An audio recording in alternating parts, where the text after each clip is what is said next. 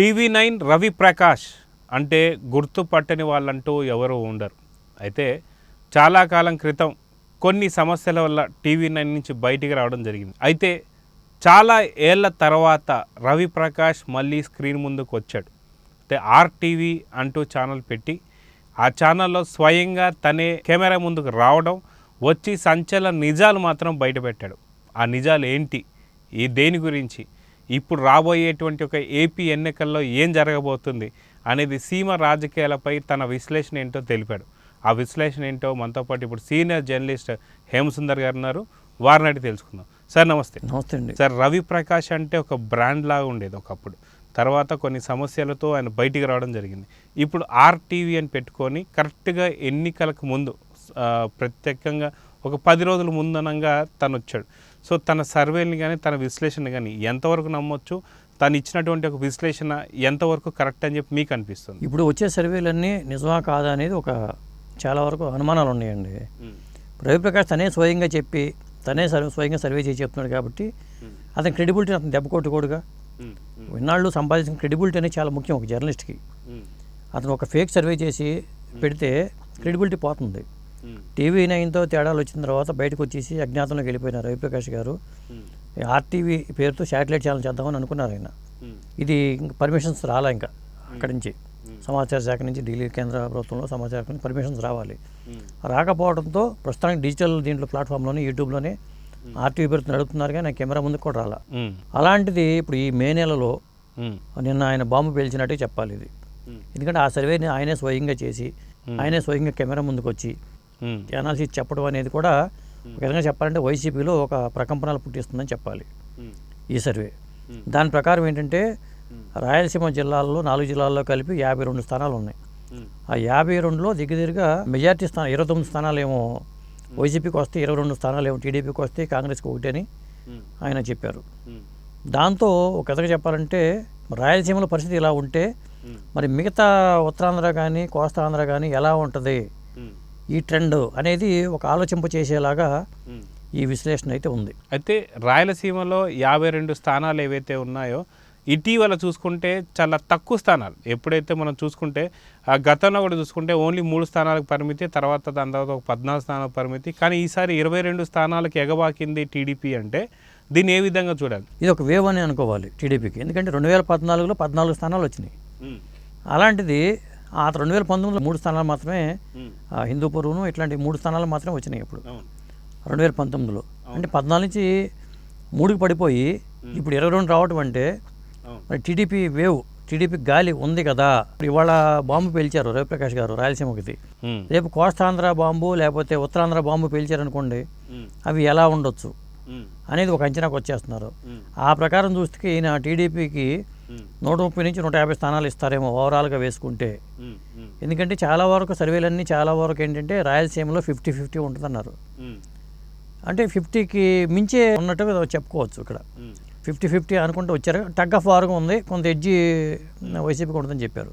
ఇక్కడ ఏంటంటే కాంగ్రెస్ పార్టీకి ఒక సీట్ వస్తుందని చెప్పుకుంటూ వచ్చారు.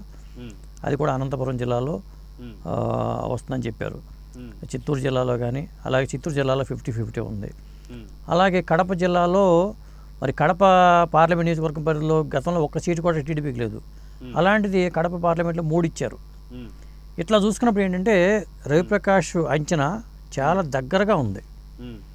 అందువల్ల ఏంటంటే రేపొద్దున ఇప్పుడు వాళ్ళు రాయలసీమ చెప్పారు, ఇవాళ రేపు మళ్ళీ ఆయన కోస్తాంధ్రకు సంబంధించిన సర్వే చెప్పొచ్చు, లేదా ఉత్తరాంధ్రకు సంబంధించిన బయట పెట్టచ్చు, లేదా ఇప్పుడు రాయలసీమ తర్వాత అటు పక్క వెళ్ళిపోయి ఉత్తరాంధ్ర చెప్పిన తర్వాత మళ్ళీ కోస్తాంధ్రకు రావచ్చు. మొత్తానికైతే ఒక ప్రకంపనలు పుట్టిస్తుందండి వైసీపీలో. ఒక వైసీపీ గుండెల్లో ఆయన బాంబు పేల్చారని చెప్పుకోవాలి. అయితే ఇక్కడ కడప రాజకీయాలకు వచ్చేసరికి పులివెందల ఎక్కడైతే సీఎం నించున్నటువంటి ఒక ప్రాంతంలో చూసుకుంటే అక్కడ ఆయనకి పోటీగా దిగింది బీటెక్ రవి. అయితే వీళ్ళిద్దరి మధ్యన పోరు అనేది ఇప్పుడు చాలా స్ట్రాంగ్ అయింది టగ్ ఆఫ్ వార్ కన్నా. అంటే కాకపోతే ఖచ్చితంగా బీటెక్ రవి కన్నా కొంత ఓట్లతో గెలిచే అవకాశం అయితే జగన్మోహన్ రెడ్డికి ఉంది. కానీ ఆ గెలిచేటువంటి ఒక అవకాశాన్ని కూడా షర్మిల తనకున్నటువంటి ఒక పదునైన వ్యాఖ్యలతో, పదునైనటువంటి ఒక అస్త్రాలతో సంధించడంతో ఈసారి జగన్మోహన్ రెడ్డి సంబంధించి గెలుపు మాత్రం కూడా కొంత అనుమానాస్పదాలు ఉన్నా సరే గెలిచే అవకాశం అయితే ఉంది అని చెప్పి చెప్పాడు ఉంది. సో కాకపోతే ఇంకా ఏదైనా ఇంకొక 10 రోజుల గ్యాప్లో ఇంకేదైనా జరిగి అద్భుతాలు జరిగే అవకాశం ఉందంటారా? అంటే జగన్ ఓడిపోయే ఛాన్సెస్ ఉండే అవకాశం ఉందంటారా? ఈ 10 రోజుల్లో జరిగే పరిణామాలు ఎలా ఉంటాయని చూడాలండి. ఇప్పటిదాకా లేటెస్ట్ సర్వే రిపోర్ట్ ఇదే. ఎందుకంటే తాజాగా వచ్చినట్టు చాలా వచ్చినాయి, ఇంకో సర్వే కూడా వచ్చింది. వాటిలో జెన్యూనిటీ ఎంత అనేది మనకు తెలియదు. ఇదేంటంటే రవిప్రకాష్ అనే వ్యక్తి TV9 ఛానల్ని ఏ స్థాయికి తీసుకొచ్చాడో మనకు అందరికీ తెలుసు. ఒక విప్లవాత్మకమైన మార్పుని ఎలక్ట్రానిక్ మీడియాలో తీసుకొచ్చిన వ్యక్తిగా మనకు రవిప్రకాష్ తెలుసు. కాబట్టి అతని విశ్వసనీయత అంత పోగొట్టుకోడు.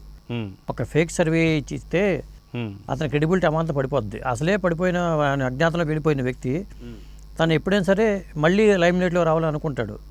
అలాంటిది ఒక అబద్ధాలు ప్రచారం చేసుకుంటూ చెప్పలేడు కదా. రేపు వచ్చిన ఎన్నికల ఫలితాలు వచ్చాక రవిప్రకాష్ చెప్పింది దగ్గరగా ఉందనుకోండి, అతని క్రెడిబిలిటీ పెరుగుతుంది. ఏ జర్నలిస్ట్ అని తన క్రెడిబిలిటీ పెంచుకోవాలని చూస్తారు కానీ తగ్గించుకోవాలని చూడడు. ఆయన చెప్పిన ప్రకారం చూసుకుంటే మరి ఒక్కొక్క ఇది చూసుకుని అనంతపురం జిల్లాలో 14 అసెంబ్లీ సీట్లు ఉంటే వైసీపీకి 5 మాత్రమే వస్తాయని చెప్పాడు. టీడీపీకి 8 సీట్లు ఇచ్చాడు ఆయన. అంటే టీడీపీకి అనంతపురంలో ఎక్కువ ఇచ్చాడు కాబట్టి కాంగ్రెస్ మాత్రం ఒక స్థానం ఇచ్చాడు. అలాగే కడపలో 10 అసెంబ్లీ సీట్లు ఉంటే అందులో 7 స్థానాలు వైసీపీ, టీడీపీ 3 స్థానాలు గెలుస్తుందని చెప్పాడు ఆయన.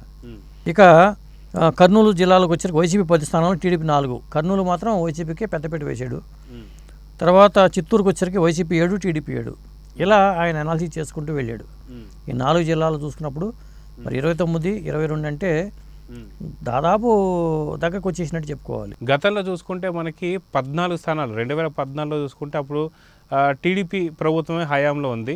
అదిగాక అప్పుడు వాళ్ళు చంద్రబాబు నాయుడు గారు గవర్నమెంట్ ఉంది కాబట్టి ఆ గవర్నమెంట్ ఉన్నటువంటి స్థానంలోనే మనకి 14 మాత్రమే సీట్లు చూసుకున్నాం. మళ్ళీ ఎప్పుడైతే 2019కి వచ్చేసరికి ఓన్లీ 3 స్థానాలు. ఒకటి బాబు గారు అయితే, 2 హిందూపురం నుంచి బాలకృష్ణ గారు, ఇంకోటి పయ్యావుల కేశవ్ గారు, వీళ్ళు చూసాం. కానీ తర్వాత ఇప్పుడు మళ్ళీ చూసేసరికి ఇప్పుడు ఎగ్జిట్ పోల్స్ వచ్చేసరికి అవి 22 కింద మారాయి. అంటే గతంలో 2014లో ఉన్నటువంటి ఒక సందర్భాలలో 14 సీట్లకి అంకితమైనటువంటిది ఇప్పుడు 22 అంటే దగ్గర 10 స్థానం, అంటే డబల్ అయినట్టుగా చెప్పుకోవచ్చుగా ఫిగర్. 100%. అందుకేగా ఓవరాల్గా వచ్చే సీట్లు కూడా టీడీపీకి 130 నుంచి 150 వరకు ఉండే అవకాశం ఉందని ఎందుకు చెప్తున్నానంటే ఖచ్చితంగా అక్కడ వేవ్ ఉంది. ఇప్పుడు కోస్తా ఆంధ్రాలో కానీ, మీకు ఉభయ గోదావరి జిల్లాల్లో కానీ, ఉత్తరాంధ్రలో కానీ ఒక వేవ్ ఉంది. కంపల్సరీగా ఆ ప్రభావం అనేది అది ఇప్పుడు నేను చెప్పడం కన్నా రేపు రవిప్రకాష్ గారు చెప్పొచ్చు. ఇవాళ ఆయన కెమెరా ముందుకు వచ్చి ఒక సర్వే రిపోర్ట్ రిలీజ్ చేశారంటే, రాయలసీమ రిలీజ్ చేశారంటే ఖచ్చితంగా మిగతావి కూడా ఆయన బయట పెడతారు.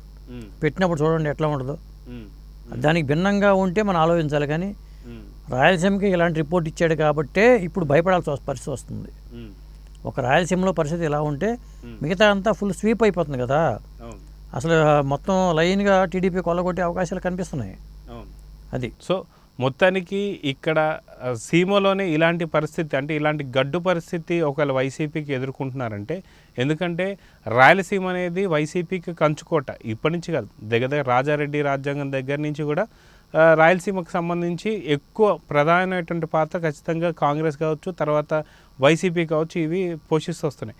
ఇప్పుడున్నటువంటి పరిస్థితుల్లో మనం చూసుకుంటే సీమలోనే ఇలాంటి గడ్డు పరిస్థితి ఒకవేళ రాయలసీమకి ఎదురు పడితే, అంటే ఇక్కడ ఒక 29 అని మీరు అంటున్నారు కాబట్టి రానున్నటువంటి మిగతా ప్రాంతాలలో ఇంకా గడ్డు పరిస్థితి ఎదుర్కొనే అవకాశం ఉంటుందని చెప్పేసి అనుకుంటున్నారు. అయితే రవిప్రకాష్కి సంబంధించినటువంటి ఒక అనాలిసిస్ కూడా ఇంతే ఉంటుంది అనే అనుకోవచ్చా, లేదంటే మరి ఏమైనా కొంత మార్పులు ఉండే అవకాశం ఉంది అనుకోవచ్చా? ఖచ్చితంగా రవిప్రకాష్ గారు రేపు పొద్దున ఆ సర్వే రిపోర్ట్కి ఇస్తే మాత్రం ఖచ్చితంగా టీడీపీ పోలీస్ స్వీప్ చేస్తుందండి. అందులో అనుమానం ఏమీ లేదు.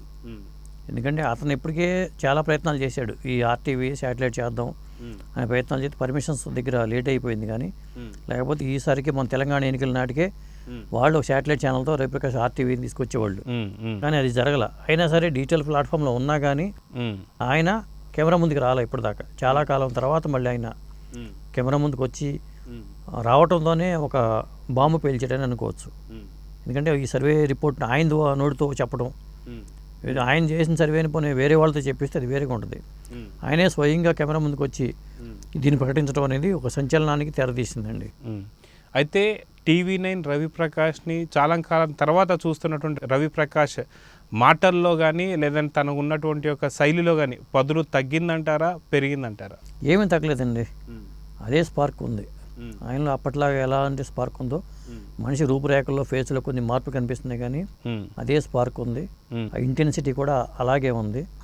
దాన్ని ఆయన అదే ఆ లెగసీనే కంటిన్యూ చేస్తాడని అనుకుంటున్నాను నేను. ఒకవేళ ఆర్టీవీని శాటిలైట్ తీసుకొచ్చినా కానీ రవిప్రకాష్ అదే కంటిన్యూ చేసే అవకాశాలు ఎక్కువగా ఉన్నాయి. సో చూద్దాం సార్, ఖచ్చితంగా రవిప్రకాష్ ఓన్లీ ఇప్పటికీ రాయలసీమకు సంబంధించి మాత్రమే అనాలిసిస్ మనం చూసాం. అతి తొందరలో మొత్తం కోస్తా కావచ్చు లేదా ఆంధ్ర కావచ్చు మిగతా ప్రాంతాలన్నిటికి సంబంధించి విశ్లేషణ అయితే మన ముందుకు రాబోతుంది. ప్రతి విశ్లేషణకి మనకు డిస్కషన్ అనేది చేస్తూ చూద్దాం. నమస్తే సార్. నమస్తే.